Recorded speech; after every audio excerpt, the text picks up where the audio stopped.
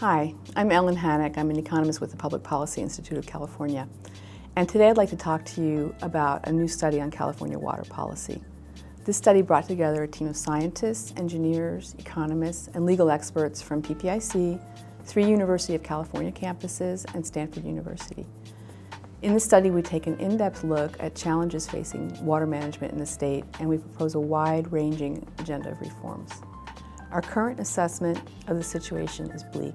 In short, current policies are inadequate to meet diverse and growing demands for water supply reliability, water quality, flood protection, and ecosystem health.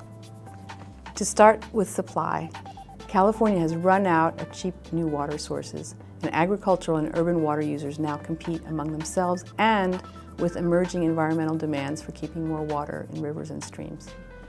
Meanwhile, water quality concerns are growing despite progress made in cleaning up wastewater and industrial discharges over the last few decades. We're still not doing a very good job managing what are called non-point sources of pollution. This includes runoff from farms, urban streets and gardens, and construction sites.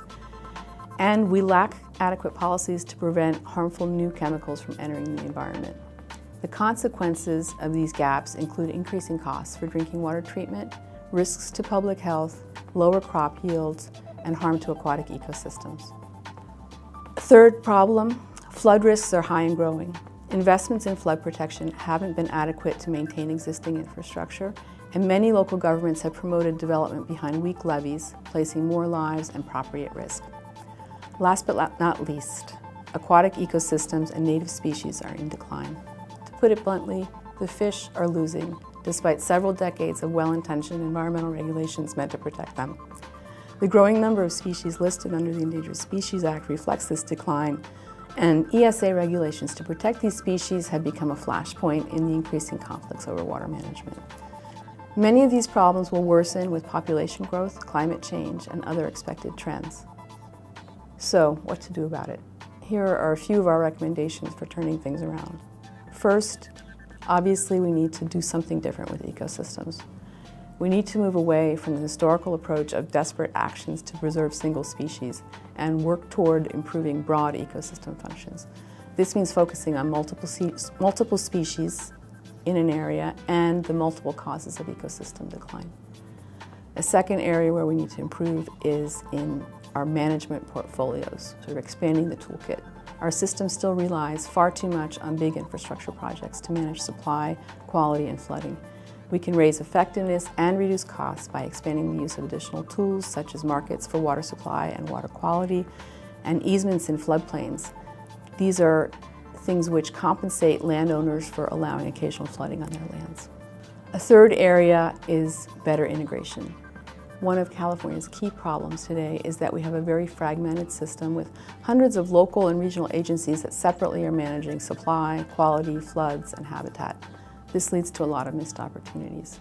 For instance, flood easements can improve flood protection, also simultaneously increase water supplies and restore habitat.